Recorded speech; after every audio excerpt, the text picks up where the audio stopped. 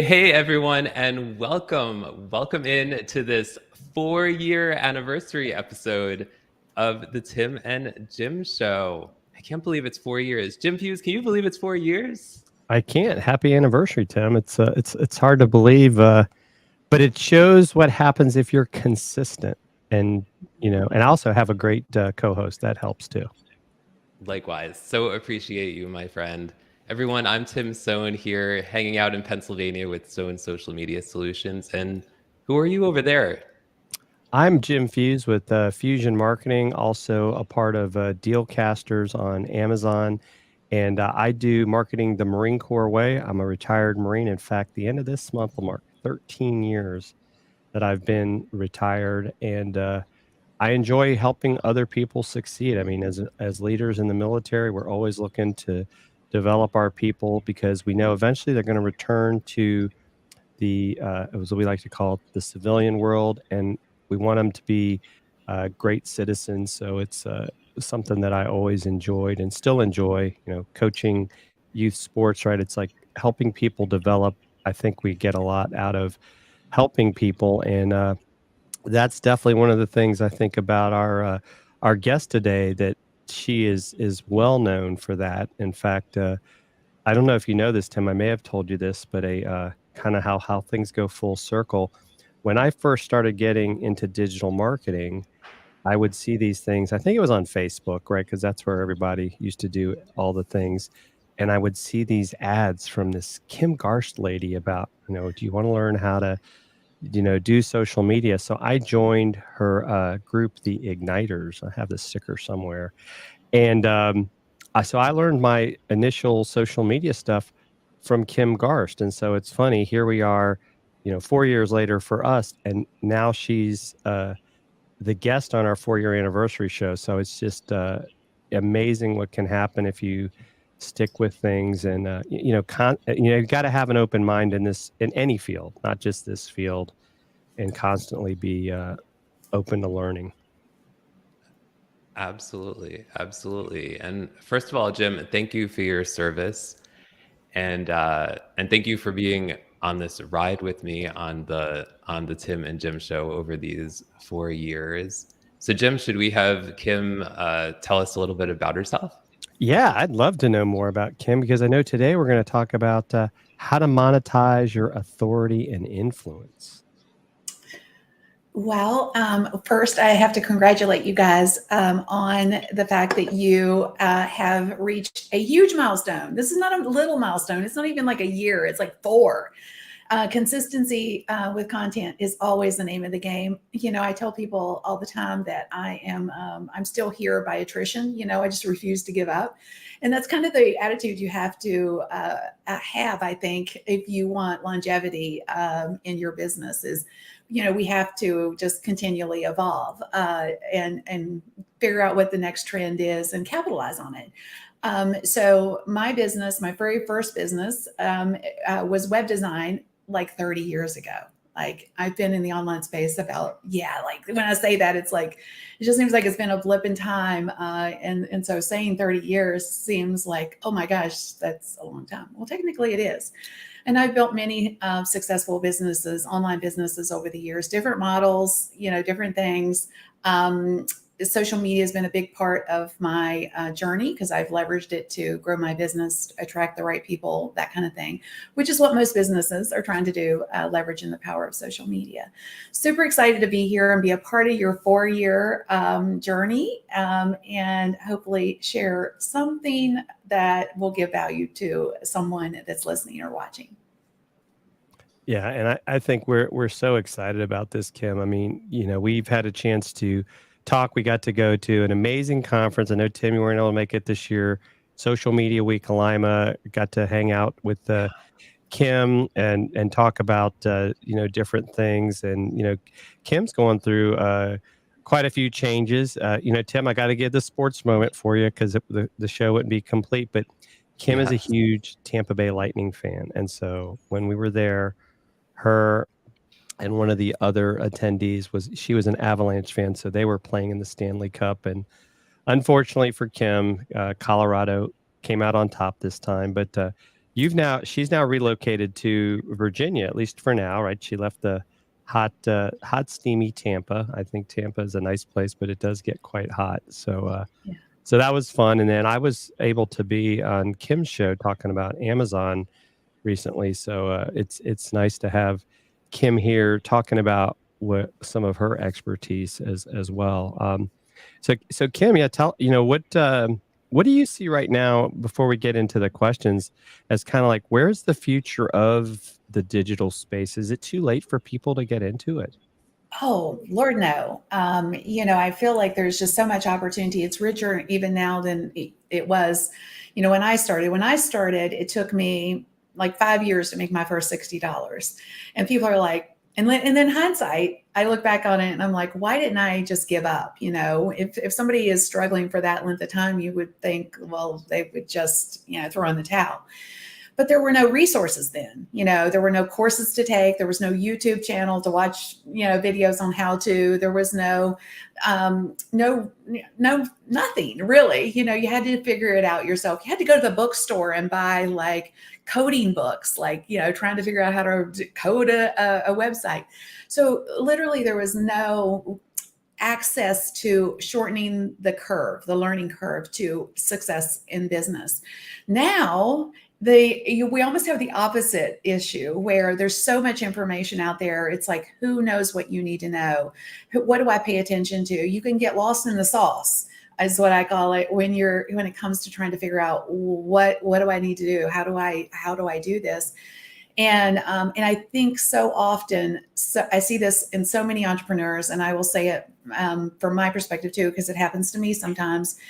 We spend most of our day doing things that don't generate revenue, and we got to flip that dynamic. But there's so much opportunity today, and there's so much more opportunity today for the beginner. You know, in the past, you know, it's going to take 200 days to monetize, or it's going to take 3 years to monetize, or whatever. Today, there's so much opportunity for those small creators, those small accounts that we didn't have in years past. So I just feel like it's so rich today in the context of get started, do the work. You don't have to be massive in order to start to monetize your business. Wow. Yeah.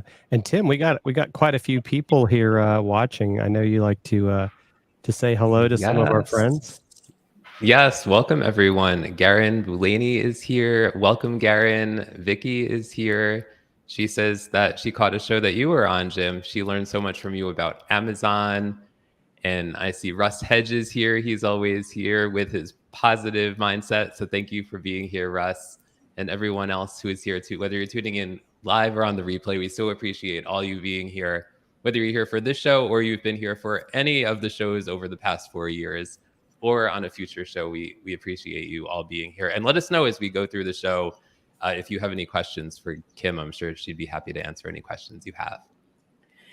I just noticed that Vicki said Tim, Jim, and Kim. Man, we can make a whole new show I love with that, right? Gonna make a hashtag Tim, Jim, and Kim. Right. Hashtag TJK. There you go. All right. So Tim, you want to get us started with question number 1? Absolutely. So Kim, what does it take to be considered an authority or influencer? Yeah, I think that the word influencer is sometimes misconstrued. Basically, an influencer is anyone that can affect a buying decision. So we're all influencers. And I just want that to sink in just for a second, because I think everybody thinks an influencer is somebody that's got millions of followers. That's not necessarily true. I'm not suggesting they're not an influencer, but I feel like at a baseline, we're all influencers. Meaning if we go to a restaurant and we have a great experience or a negative one, we share that like, oh my gosh, this is the best place ever to eat. You've got to go check it out, right? You've affected a buying decision for your friend at that point, or whoever you're sharing it with. And likewise, if you have a negative experience, you're also sharing that, and they're less likely to go check it out because you've said it was stinky, right? So we're all influencers, and being able to recommend something to someone else, and they say, I've got to go grab that, whatever it is. All right, it's like on Amazon, there's tons of reviews. People pay attention to those reviews. We don't know those people from a bar of soap, right? But we believe that they left a honest evaluation of their experience with that product, right? So we're like, okay, they said this was great. I'm willing to invest in this and purchase it. Same on social media. We may see something in our feed one day that says, hey, I got this thing. It's amazing. And we may not know that person, but we trust that they're sharing something that is true to them, and we go check it out. We go purchase it. So anybody can be an influencer today. There is such an opportunity, again, for those smaller communities. In the past, influence has been from a brand perspective. If brands are looking to work with influencers, they've traditionally, in the past, looked for big influencers, people who I call them my macro influencers that have large communities. But what has happened as a byproduct, and I'll say this for myself, my social media community is in excess of about 1.5 million. And I saw it happening. As you grow, the community across the board gets more disconnected from you because you just can't talk to as many people. When you have a small community, I feel like that, and traditionally this has not necessarily been the case, but brands are waking up and smelling the coffee, because those smaller communities are still very connected to the influencer, to the person that's leading that community. And so the return on investment for those brands that are investing with that small influencer is way greater than if they were to come to me and say, hey, Kim, I want you to share my XYZ, right? I would do that happily, but the return, depending on what the campaign looked like, might be less. So a lot of brands are looking for those small influencers right now. They're looking to collaborate, co-create with those small influencers because they know those smaller communities are so powerful. Yeah, that's so true, Kim. And I think I can't remember which company it was, but it was like there's a stat that like 80% of people will take, if you want to call it, a review or advice from a complete stranger, just as much as they would from a friend. And so, like, I know there's programs like Google has like the local guide program where, you'll leave reviews, or you'll take photos, or all these other things about businesses. And people will listen to that, right? And there used to be a lot more sites where people would leave their opinions. But you're right. Like I thought is interesting, Amazon, not only with the influencer program, but they are allowing customers to now upload videos as well. And it'll say customer review. And Yeah. so part of me is like, hey, Mr. Mrs. Customer, stop doing that. Become an influencer because you're not getting paid for telling people what you Right. think about this product. And so I think it's pretty fascinating how that whole like user generated content really is, whether you realize it or not, is influencing people, and brands are starting to see that. Yeah, absolutely. In fact, there's a stat out there that says brands that work with the smaller influencers are creating 5 times the amount of revenue than that they would versus a larger creator. So it makes total sense in my head, though, because again, if you have a connected community of 1,000 people versus a disconnected community, it's not that you still don't have influence as a larger, quote unquote influencer, but it's just not as connected. It's not as powerful. The opportunity for your entire community to see your recommendation on something is not as rich as those smaller communities.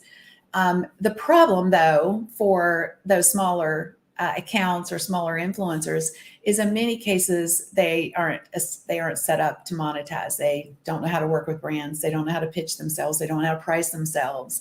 And, in many cases I see, and I've done it, a brand reaches out and they're like, hey, I'll give you these glasses if you'll tell your community about it. And you're like, oh my gosh, yes, I want that. And then, you give away your influence. You work hard for that. You create a content to support a group of people that you serve. You talk to those people. You're there. You show up consistently. Don't give away your influence, okay? You have it. It's worth a dollar amount. In fact, you have something that they want. If they're approaching you and they're wanting you to tell people about it, they know that they own that you have something that they want and they're willing to pay for. You just have to figure out how to start pricing yourself instead of giving away your influence, okay? Right. Yeah, no, that's a great point. And it's definitely a challenge. I think sometimes too, I feel like it's almost like a imposter syndrome. Like, oh, I'm just happy they're giving me something. They, why would they give me something more? Tim is a big fan of Duncan, and he's always talking about Duncan. And I don't know why they haven't reached out to him yet. I mean, I'm surprised they haven't mentioned it yet on the show, Tim. Well, Paige and I would Duncan. encourage you, Tim, to reach out to them. I think you should reach out to them. In fact, that's one of the things we plan to teach is an outreach program. Having an outreach system in place to work with the brands that you love. Instead of waiting for things to bump into you, because there's brands looking for you, but they don't even know necessarily how. It's like looking for a needle in a haystack sometimes for both sides. Meaning, us as creators, we're like, okay, well, who wants us? Who is willing to pay us for the thing, right? And the same is true for the brands. Now, there's of course creative platforms that they're trying to be a matchmaking service. But a lot of brands don't know who to reach out to. So I think you should absolutely have a plan in place to do outreach with brands that you are. I mean, it's a natural byproduct because I don't work with brands that I don't love their thing. I will not tell my community about XYZ if I don't love it, because I feel like I'm doing my community a disservice. But if you already love something and you would love to share it, you probably do it anyway. Why not get paid for it? Yeah, that's true.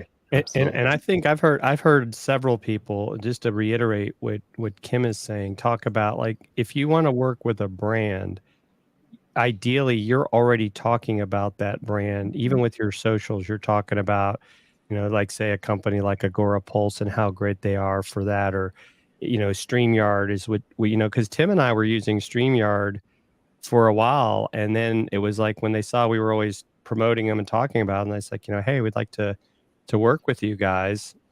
And it's led to a great relationship, so that's, I think that's the key, is like, don't feel like you gotta go find something. Like, look around. What is the stuff you already love and are a super fan of? And I know Tim, like Tim is with Duncan. Uh, I'm trying not to do the Duncan stuff, Tim. So I'm gonna leave that all to you.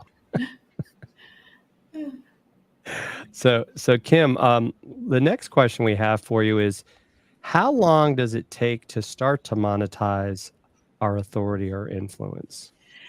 Well, that's such a great question. The short answer is it depends. It depends on, I'll circle back to where how it's been traditionally in the past, and then where I think we are today.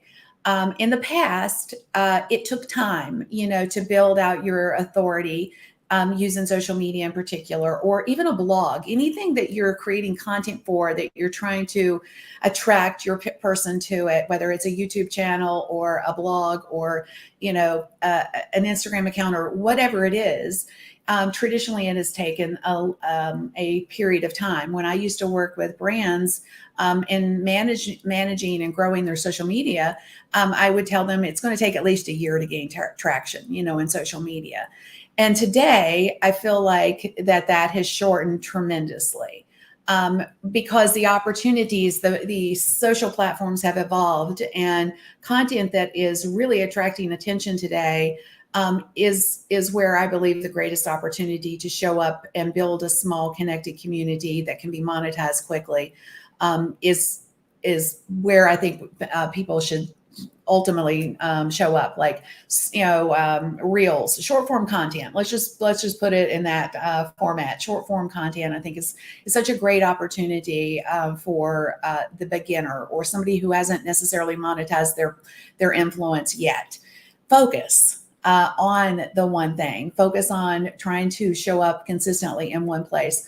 People are so spread out all over the place, trying to do all the things, the latest and greatest shiny objects, that they're not getting any traction on any platform that's substantial enough to monetize. So rein it back in would be my suggestion to you. Pick your poison. What's it going to be?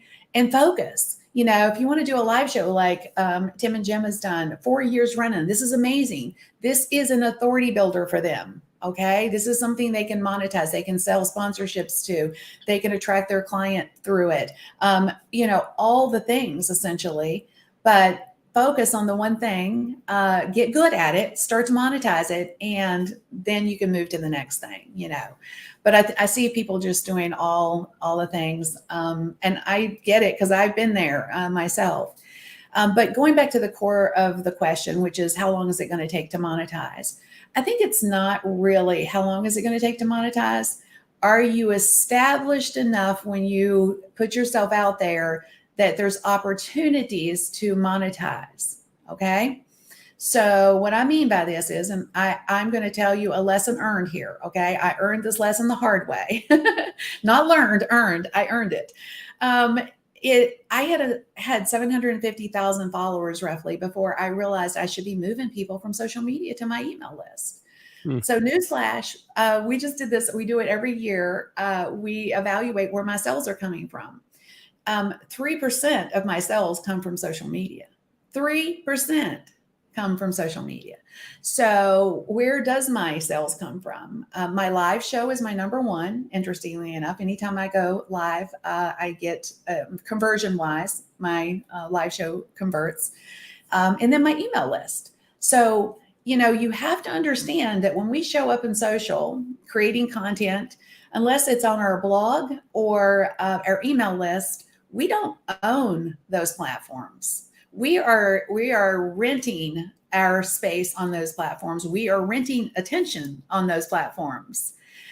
So we have to move people from our social platforms to a place that we own, which is AKA our list. So my biggest thing, if I could give anybody one small piece of advice that's actually large, is you need a lead gen, people, and you need to be moving people from social media to a place that you own, because that's where you're going to monetize. So if you don't have that, now you need to see to it, because that was my biggest mistake. I can't even imagine how large my my email list would be now if I'd have known that from day one. So, it just didn't, again, we just get started. We don't know what we don't know sometimes. And that is a huge, huge mistake that I made. And hopefully I can help other people not make that. So going back to the core question, which was monetization, do you have a lead gen? Are you communicating with those people? Are you putting an offer in front of those people? So, you have your own, in some cases, people are just creating content for content's sake. There's no plan.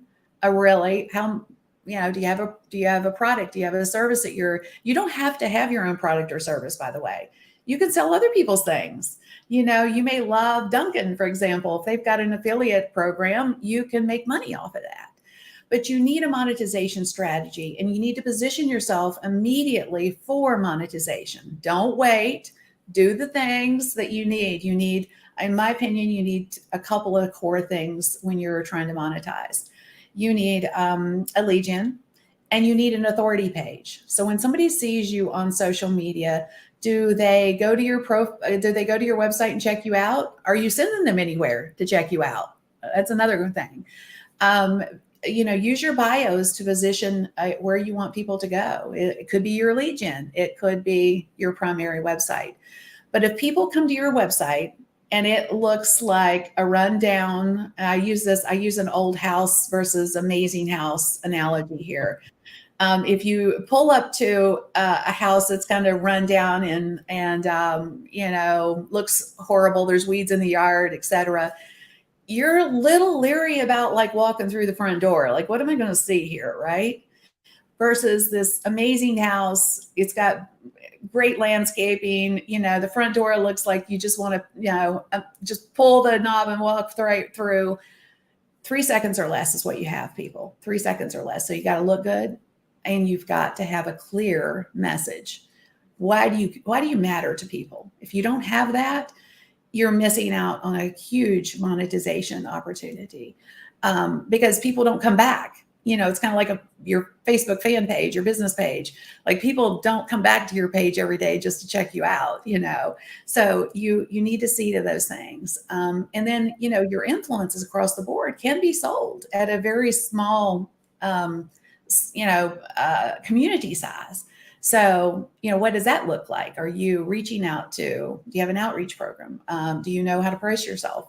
Do you have a pitch deck? All the things. So those are core things that help you monetize with a very small community. Whereas before you had to put in way more time. Now, don't wait. Do the things beforehand so that you're positioned for greater revenue as you grow your business. And Kim, we've got a question from Catherine Lang. She's like, what are some of the best lead gens for building your email list, or how can I find a guide for building one? Yeah, such a great question, Catherine. Honestly, if you were to Google, lead magnet, because that's what that's like the digital marketing term. I call them ethical bribes, because that's the way I look at them. I'm like, you're giving somebody something value-based for free, and in exchange for their email address. So, that's kind of, I feel like it's an ethical bribe, but it does need to be value-based. I feel like that even our lead gen these days has evolved. Used to, a freebie was like, oh my gosh, let me sign up for that. But our inboxes are inundated these days with those types of opportunities. And a lot of people have stopped, signing up for freebies, or they're using what I call a throwaway account for all their junk mail. So that's what they, and I do it. I would speculate that some of you guys do too. If I want something, it intrigues me enough that I'm going to sign up for it. I give them an email that doesn't come into my primary inbox, because I don't need more stuff, right? So when we are looking at this through the lens of attracting our person to us, one, it has to be something that's value-based. Anytime you can save people's time and money, you win. So I would focus on anything in whatever your business looks like. How do you save your person time or money? What could it be a checklist? Could it be, some sort of a system or a process that you could share? 7 ways to do whatever, Those are types of things that people are willing to trade their email address for. And, if you have a way to nurture that person immediately, you're way more likely, because you're top of mind to them in that moment. They said, as soon as they put in their email address, they're going to go check their email account, make sure they got it. So make sure you are seeding something for sale in the next thing. Right.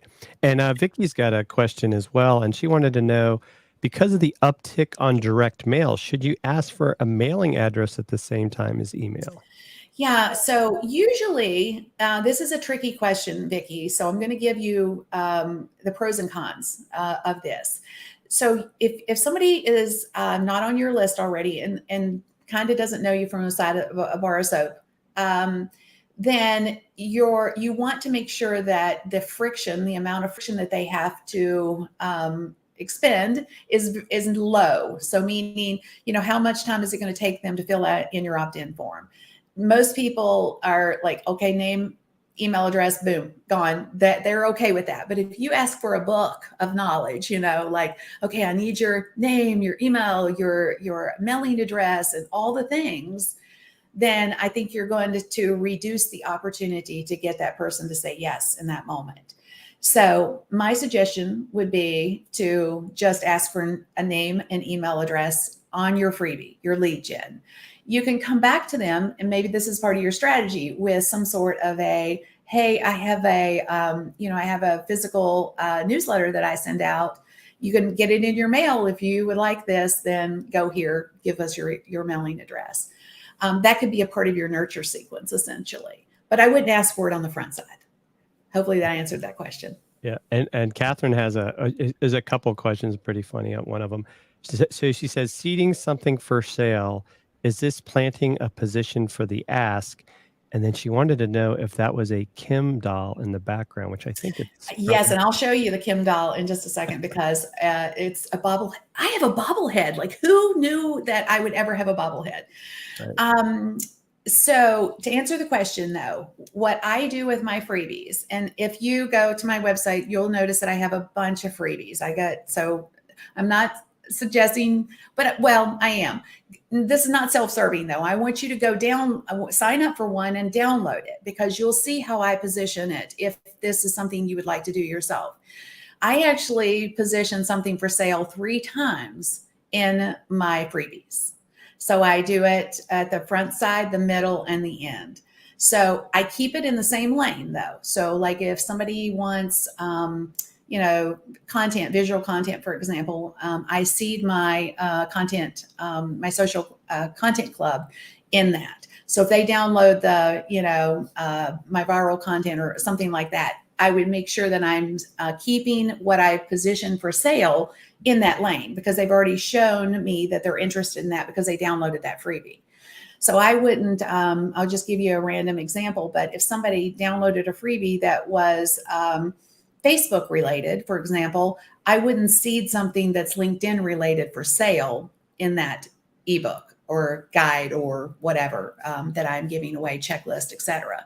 So, but take a look at how I've laid out mine, and it works, because people, not only do you plant those opportunities inside of your freebie, but you can also follow up with them, can immediately have a nurture sequence essentially that also supports the staying in the same lane, but you're selling them something because they're interested in that moment. You see, they've shown a willingness to know whatever, solve that problem, that itch that they have. So they download your freebie, you present the next thing in the process to them, and a percentage of them will purchase. So let me share my bobblehead. I turned the wrong way. Hang on. All right, bobblehead. So this is the cutest little thing. These were speaker gifts. My chair slides. Sorry about that. Speaker gifts I think I've changed my hair color a little bit, but isn't she cute? Yeah, it is cute.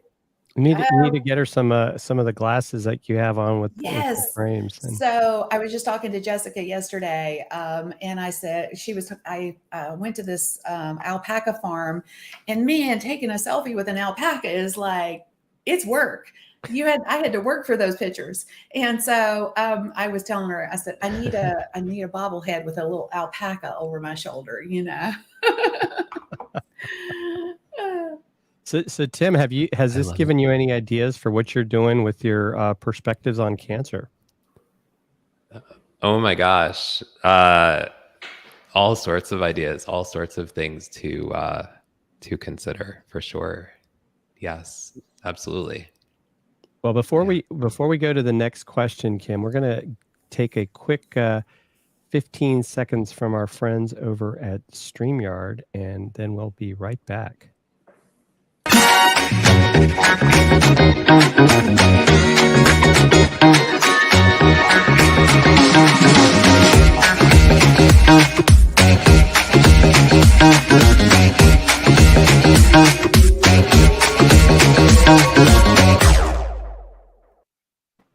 And we are back. We are back here on the Tim and Jim Show. This is the 4-year anniversary of the Tim and Jim Show, and we are here with Kim Garst talking all about authority and influence. And Jim Fuse, where do we go from here with this conversation? Well, we've had some great questions from our audience. Tim, take it away. Yes. So Kim, what are some of the best ways to monetize our authority or influence? So I think one of the best ways, especially if you don't already have your own products or services, like, you know, if you're not if you don't have a service-based business where like you're trading a service for a dollar amount, or if you don't have a course or, you know, whatever, nothing to sell, you know, you're just showing up, you're just trying to do the thing, you're trying to figure it out as you go. I think one of the best ways to start making money is using affiliate marketing. Affiliate marketing, for those of you who is like, well, what does that mean? It's basically anything that someone else has, product or service, that they have an affiliate program attached to that. So that, and what that means is if you recommend it, someone purchases it, they're willing to pay you a fee for that referral, essentially. And this can be very lucrative. There's a lot of high ticket affiliate programs out there.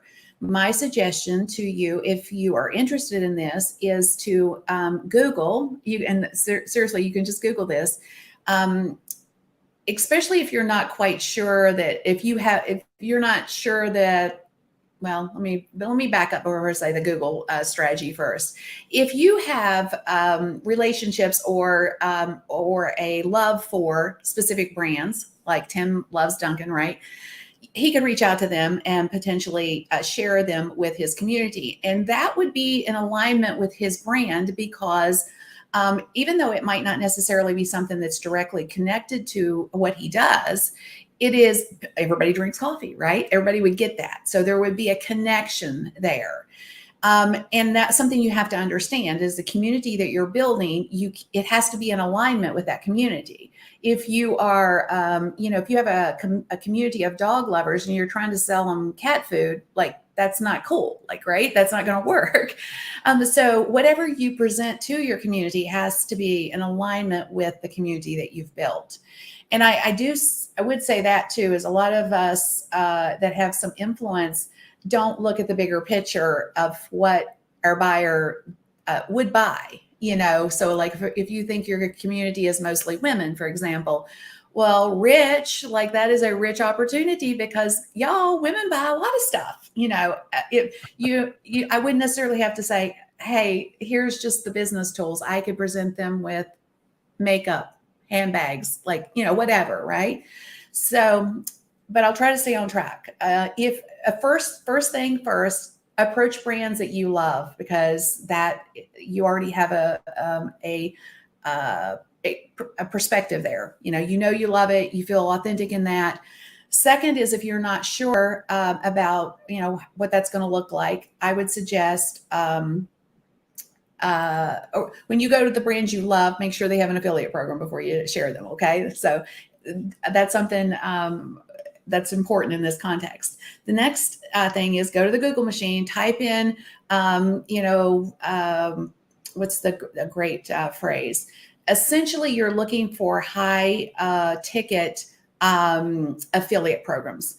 Maybe, for example, you're in the finance business, you're a finance expert or a money expert, whatever, you're sharing financial advice. There you go. So maybe there's somebody in your community that might need some sort of a loan, right? They're looking for high, and there's actually affiliate programs out there that give very high payouts for a lead for somebody who gets a loan through them. So you could stand in authority there, you could share that and get paid to do so. So that said, I would do a little bit of research on these people because your reputation is on the line. So make sure that anything you refer to your community is legit. Okay. But that's one of the fastest ways, ultimately, I think that we can monetize quickly. The other way that I think we can monetize quickly, and it's one of the things that, and it's kind of it sidelines the previous recommendation I have too, is brand outreach, because brands are looking for you. It doesn't matter what size. If you have 500 followers on any social platform, to include a Facebook group, don't discount your Facebook group. There is opportunity for you. Again, following those same rules. What brands do you like already? You can stand in your authenticity in that space because you love it. You can recommend it. Do outreach. Try to create a brand opportunity. And a paid one, not a giveaway. Like, don't just, hey, give me your thing and I'll share it. You want to make sure you get paid for it. And I think there's a whole model for both of these to where ultimately you can start to monetize your business. And then as you get bigger, you can potentially start to productize, meaning create your online course and do the thing. But I think opportunity is knocking for monetization very early in your business right now. If you just have a consistent strategy for monetization and follow up, because most brands, I'll just put the shoe on the other foot for a second, because I get outreach all the time for this, that, or the other thing. I probably get 10 or 15 a day. And most of them are coming at it from what's in it for them, not what's in it for me. So if you're going to approach a brand, which I highly recommend you do, make sure you lead with what's in it for them. Like, I love blah, blah, blah. I would love to tell my community about you. That makes it sound very attractive to the brand. You can negotiate your pricing after you get them hooked. Hey, I need to be on your blog, which happens to me every day. Right. And Kim, you've got something coming out here soon, a new program. You want to tell us a little bit about that? I sure would. What I'm seeing in the space, since I've been around for so long, I kind of see opportunities coming. And obviously this creator space is huge right now. I was just telling Jim and Tim before the show that creating content's not new. I mean, I think all of us are content creators, whether we self-identify as that or not, but it's kind of a buzz phrase right now. There's this whole new creator economy that has, I think that term, that phrase, that buzz phrase was a part of the COVID experience, because so many people were home. They were creating a lot of content, trying to figure out what they could do from home to make money and that kind of thing. So there's just this massive amount of new creators, new business owners. I'll call them young, not necessarily, when I say young, I don't mean it in the context of they are young in age. I mean young in experience, that have no clue how to really monetize their business and the influence that they're building, with those smaller connected communities. So I just feel like there's such an opportunity today, because most of them, one, don't have the time to invest in the learning curve to figure out, well, how do I pitch a brand? How do I create a pitch deck? How do I set up an authority page? How do I do those things that Kim just said I need, right? Which, how do I start list building? How do I do the things? literally that would take somebody at least a year to figure out the things, maybe more. Some may never figure it out. I have peers today that don't have a lead gen on their website. So it absolutely is a time consumption thing. So I feel like there's such a need for people to serve the creators right now.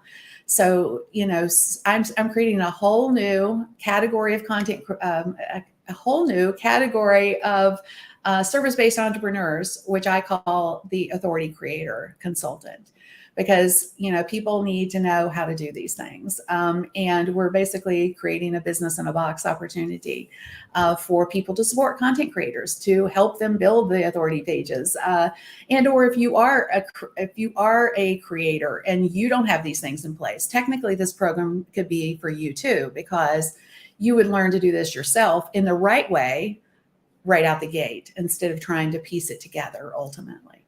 So if you'd like to jump on the wait list, it's right there. And we've also put it in the chat for those of you that can't type fast, or maybe you're on your phone and it's a little hard to do. So it's in the comments as well. Yeah, that sounds very exciting. Tim, might have to think about signing up for this, right? Because you can never have too much learning from Kim Garst. I will tell you that for sure. Well, I agree. Absolutely. Yeah. Tim, you've got some stuff coming up too, don't you, with Perspectives on Cancer? Yeah, absolutely. So excited. Coming up on September 10th, an in-person extension of the weekly show, Showing Up Perspectives on Cancer, which is on Tuesdays at 3 o'clock Eastern time. But there's an in-person event here in Northeast Pennsylvania, in Honesdale, Pennsylvania, from 10 o'clock in the morning till 4 o'clock in the afternoon. It's for cancer patients, cancer survivors, cancer supporters to come together to share their stories, to feel inspired and support each other. If you'd like to sign up, the event is free thanks to the partnership of the Leukemia and Lymphoma Society and so many sponsors, including Jim Fuse down there. Thank you, my friend. So you can go to perspectivesoncancer.com to sign up. We already have so many people signing up from Canada, all around the United States. So excited to come together in person. Which I will definitely go check it out. And if you have any additional, anything I can help you to support, sharing this. My mother passed 6 years ago with brain cancer, glioblastoma. So I'm it's a passion definitely for me. And there's nobody that hasn't been touched, right, by cancer. We all have somebody. I've got several family members, but when it's mama, that's a whole other layer of hurt. Thank you for sharing, Kim. I tell Tim that what he's done, he started the show a few months back. I think is just so powerful because not only is Tim sharing his journey of what he went through recovering from cancer, but also allowing other people a voice. And I think that took a lot just for him to be able to do that, right? Because a lot of times when we have personal things, we want to keep them personal. So, I always commend him on this. And so I think it's great that this is happening. And, Tim, I think, even I think going back to what we've been talking about here today, raising money and, if some of that helps you to be, get some abundance to help others, you shouldn't feel like, well, I can't, get money off of this, because you can also take that money to help a lot of these things that you can't do right now. So I think that's, one of these things that, maybe becomes more of a nonprofit type of a thing, but I think it's amazing what you're doing. And I think there's a lot of companies that would like to be able to get on that platform that you've created, even more so than this show that's been around for 4 years. I could see you doing that with what you're doing. What do you think about that, Kim? I think it's amazing. As I was listening to you talk about, the private things that we sometimes don't share.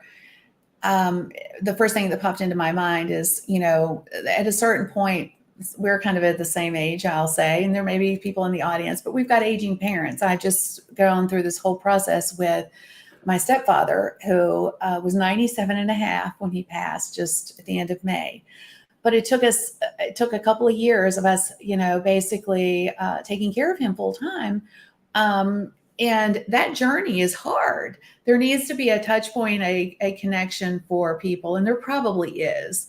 But, I've talked to so many people who get it, who, but they've been siloed. They've been in a place where they didn't have other people that were in the same boat. And so anytime you have a personal experience, there's somebody else like you. Somebody else needs you. Somebody else needs a place to connect with other people like them, which is an opportunity to build a whole other influence space where you can show up. Ultimately, I'm just thinking monetization, even though that's not your intent, you're doing this from a heart-centered place, but you will ultimately be able to monetize this opportunity. So, yeah. So I just yes to you for doing it. And there's opportunity for other people, I would say, that have similar, whether you have had a traumatic experience in your life or, a circumstance that was personal. Well, somebody out there is in the same boat or a shade of the same boat. Yeah, so true. Yeah. So Tim, keep up the great work. Really proud of what you've done with this. And so who knows, next week, we're going to be coming live from Podcast Movement, or I'll be at Podcast Movement. Tim will be manning the ship from Shahola, Pennsylvania. Did I say that right, Tim? You did. Very good. Yes. And also, if you didn't catch it earlier, connect with Kim over on Instagram. And also, don't forget to sign up, get on the wait list for her new course if you're looking to become an authority creator, because we all have that capability. We're just all at different stages with that. Kim, this has been amazing. I can't thank you enough for being our guest for our 4-year anniversary. We've been very blessed. The four anniversary guests we've had. The first one was Ross Brand. The second one was Andrew and Pete. Last year was Winnie's son, and this year was you. I have no idea how we're going to top this for our 5th anniversary, unless, I don't know, Tim, maybe next year we can do it live in person somewhere. We'll have to see. Well, I think the 5-year one, I'm very thankful that you invited me for your 4-year anniversary. So thank you for that. But I think the 5th year needs a party. Yeah. I think it would be super cool to do some sort of a live thing with your community and just do get brands to donate gifts, do giveaways. You can do the things right. It'd be fun. Right. Tim, I can probably get us a spot at the Brave Stadium. Maybe we can do that. New Atlanta. Yes, we'll have to talk in person. That would be so fun. Yeah, definitely. Well, thanks again, everyone, for being here, and we will see you next week. Thank you, Kim. Tim, thank you, my friend, for these last 4 years. And we wouldn't be here if Tim hadn't asked me to do it. And of course, I had to say yes. So, and if you didn't say yes, that's right. That's right. So thanks again, everyone. And we will see you all next week on the Tim and Jim Show. Bye-bye. Bye, y'all.